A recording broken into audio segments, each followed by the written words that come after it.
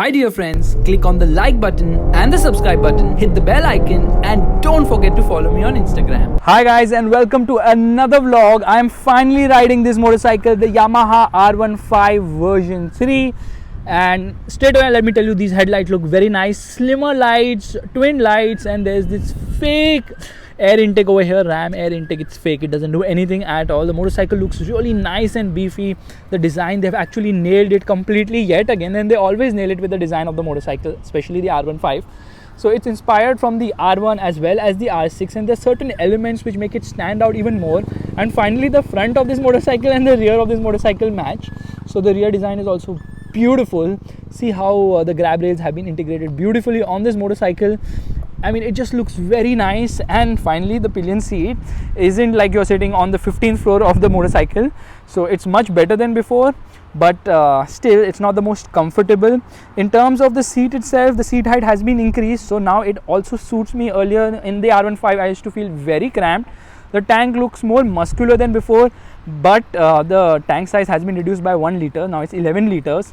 The finishing on the fairing is nice. There's VVA written over here, and the overall fit finish of this motorcycle could have been slightly better. There's certain parts which are coming from the FZ, like the discs as well. Actually the whole brake setup is coming from the FZ, I think.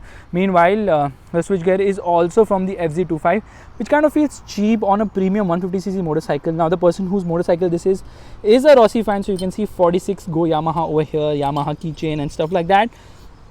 The tank really looks muscular. The seat is nice, but could have been more comfortable. You can see the pegs are now more rear set, and the tires, these are MRFs, and some of the test bikes which Yamaha had given us on the track had Metzeler at the rear, which made no sense at all, because you need more or better tire at the front than at the rear. And these indicators feel actually cheap to me. Should have been LEDs. Headlights don't do a great job in terms of illumination. Let me go on the low beam and show you. So this is the low beam, this is the high beam. Conventional forks, now they are fatter at 41 mm, and as always no ABS on this motorcycle. You get a fly screen here which does a decent job of containing wind blast. So I actually like the design of this motorcycle a lot, and it attracts a lot of attention. Now let's quickly turn off the console and turn it on. So it says CU, here we are. It says hi and name of the owner of the motorcycle.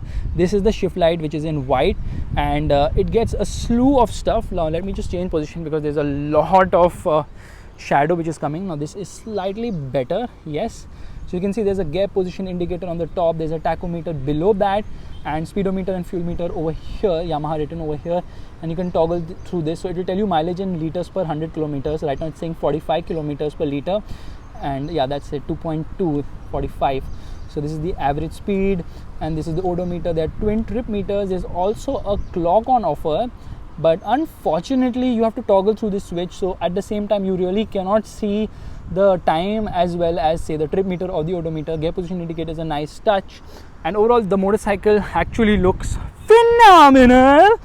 The design is just something else. Like, Yamaha knows how to design a motorcycle, but I'm sure you guys want me to give it the beans, so here we go. So it's time to give it the beans. Here we go.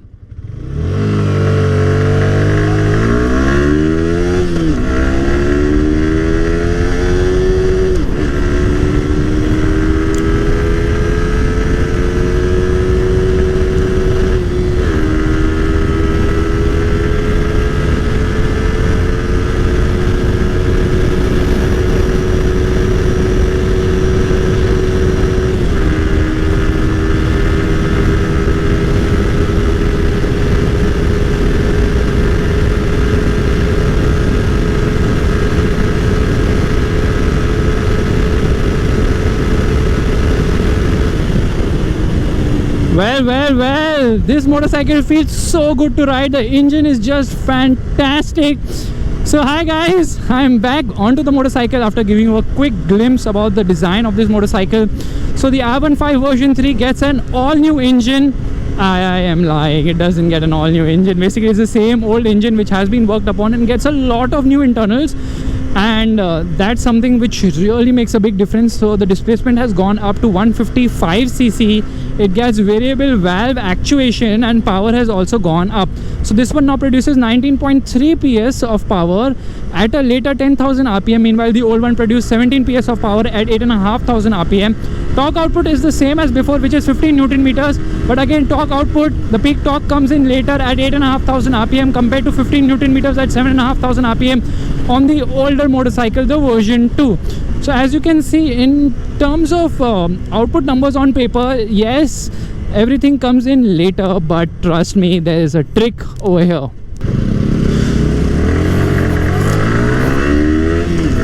So what Yamaha has done is given it VVA, basically variable valve actuation. Now what it does is basically there are two intake cam valves, and what they do is basically, in short, what happens is, oh my god, I am so, uncomfortable on this motorcycle because the riding position is so dedicated now. It's even more dedicated than before, and that's why I was a bit stuttering. But basically I was telling you how this whole cam things work. So there are twin cams, and one is for the low and mid range and the other is for the top end, and they switch at 7,400 RPM or whereabouts. The result is there is good amount of power and torque throughout. So in spite of this making power and torque later, there is still good amount of punch. In fact, low end performance is really good on this motorcycle. It feels so much better lower down now. That's something phenomenal. I mean, yes, you can ride this motorcycle in the city.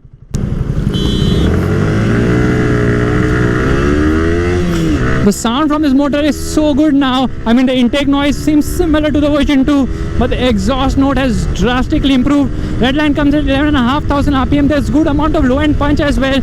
So riding in the city is no stress at all. And obviously it screams past 7,000 RPM in the top end. And that makes it such a fun motorcycle to ride. It inspires a lot of confidence. And to improve acceleration, what Yamaha has done is gone one tooth up at the rear. So it is 48. The version 2 had 47 tooth rear sprocket. The gearbox is phenomenal. It feels so nice to work through the gearbox. I mean, it is so light, the clutch, and shifting through this box is so amazing. Now this is largely because what Yamaha has done is given it a slip and assist clutch. So downshifting is absolutely stress free. It actually works phenomenally well. It is so good. I absolutely love the shifts on the R15 version 3. You can see the shift light is blinking right now. This motorcycle actually pulls 200 kilometers per hour quite fast. So 0 to 100 kilometers per hour should take around 11.5 seconds. You can see working through the gearbox, so good. Let's go again. Power is put down beautifully well. It's just so nice, the gearbox, the engine. I mean, the engine is a gem. But there are some sort of vibrations which were not there in the version 2, is there in the version 3, because obviously the compression ratio has also gone higher on this motorcycle. And here I get into 6th gear. This liquid cooled 4-valve motor is just so amazing. I absolutely love the engine on this bike. It is just too good, and mileage is also decent. It returns around 38 to 40 kilometers per liter in spite of riding normally.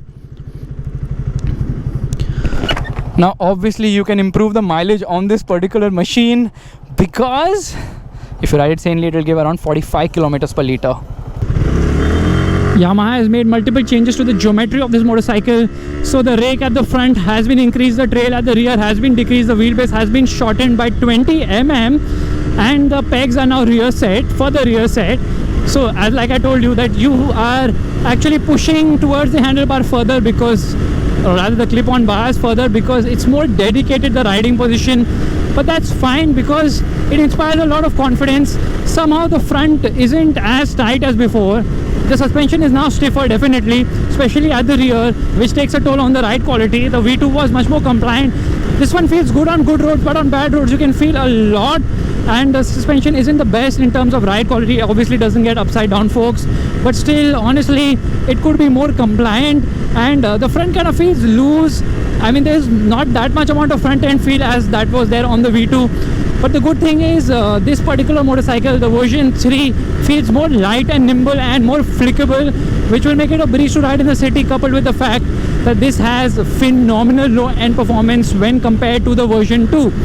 You can see the throttle is soft, get onto it, and it really pulls very well. and the handling is also amazing. The Delta box frame is just superb, very well set up. Now it gets wider tires, 100 at the front, 140 at the rear, so the tire size is similar to the one we see on the FZ25, and so are the brakes, because 282mm disc at the front, 220mm disc at the rear, which is a good thing. But the bad thing is that braking performance could have been better, and the lack of ABS really pinches hard. I mean, the brakes offer good amount of feel and feedback, definitely. Stopping power is also good, but you know, you miss that extra 20% which you would expect from a motorcycle of this caliber. It's a sports motorcycle at the end of the day. Could do with better stopping power. And in terms of sound, it's refined, more throaty than before for sure. And we are into 6th gear. Let's see what can it do right now. Need to duck to get some extra pace. Here we go.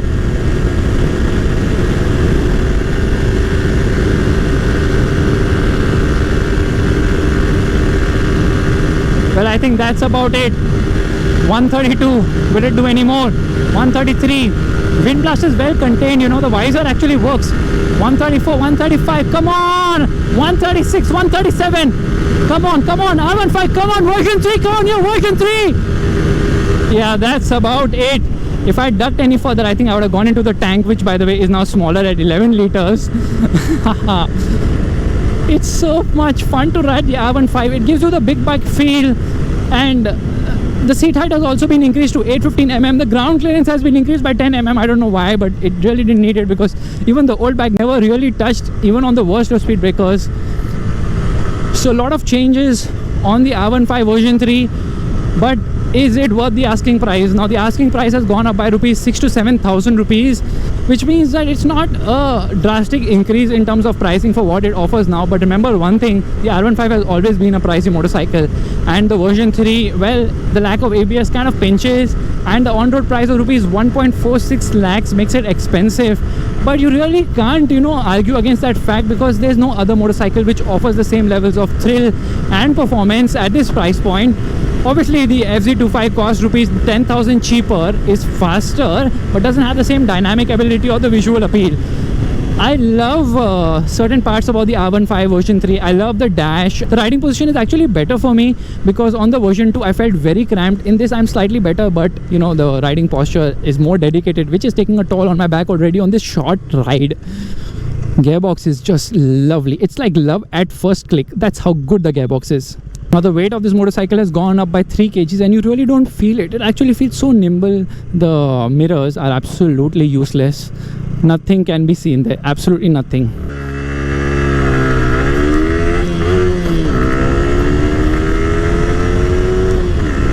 It just pulls. So the mirrors, they don't offer a good view of what's behind, because especially when you're riding with a jacket on. But honestly, the R15 is still unbeatable. It's an evolution.